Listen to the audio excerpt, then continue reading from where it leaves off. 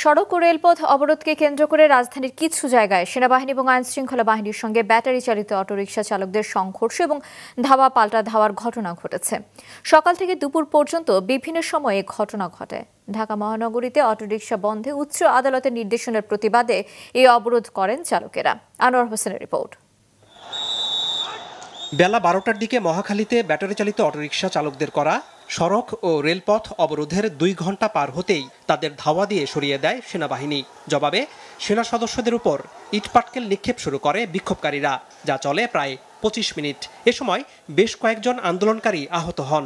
সেনাবাহিনী হঠাৎ এসে বাঁশি দিয়ে এলোপাতাড়ি বাড়ি দুড়িয়ে আমাকে ছত্রভঙ্গ করে দিচ্ছে। এই যে দেখেন পুরো হাতে রক্ত, এই যে মাথা ফাটা। কেন, কি অপরাধ বলেন?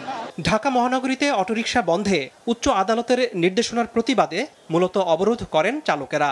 জানান, মূল সড়কে নয় বরং অলিগলিতে চালাতে চান তারা, এবং যদি এই বাহন বন্ধ করতেই হয় তাহলে সরকারকে বিকল্প কর্মসংস্থানের ব্যবস্থা করে দিতে হবে।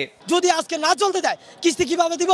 আমরা ফ্যামিলি কিভাবে চালাবো? আমরা কি করব? আমাদের সবাই 15,000, 10,000, 12,000 করে চাকরি দেখ, আমরা অটোরিকশা চালাবো না। আমাদের একটা কর্মসংস্থান তৈরি করে দেখ, যাতে আমরা এটা করে জীবিকা উৎপাদন করে সংসার নিয়ে চলতে পারি। যে মহাসড়কগুলো আছে 22টা মেইন, আমরা মহাসড়কে উঠবো না, আমরা অলিগলিতে চলবো। হুট করে একটা সিদ্ধান্ত কোর্টের থেকে রায় দেবে, থেকে রায় দেবে, এটা হবে না। এটা জনগণ মেনে নেবে না।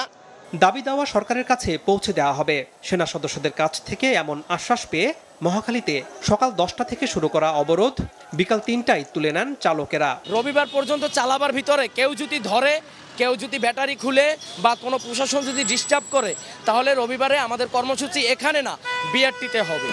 মহাখালী ছাড়াও মিরপুর, রামপুরা, মালিবাগ, মোহাম্মদপুরের বসিলার দিকেও অবরোধ করেন চালকেরা, যা চরম ভোগান্তিতে ফেলেছে মানুষদের। ডাক্তারের কাছ থেকে আমরা যাইতেছি, হঠাৎ করে এই জায়গায় আমরা আটকা পড়ে গেছি। আমাদের কষ্ট হচ্ছে, আমরা আসলে এইভাবে ভোগান্তিতে পড়ছি। গতকালকে মনে করেন সিটি কলেজে, ঢাকা কলেজের একটা গ্যাঞ্জামে মনে হয় কালকে বিকাল টমায়, আজকে আবার এই একই অবস্থা।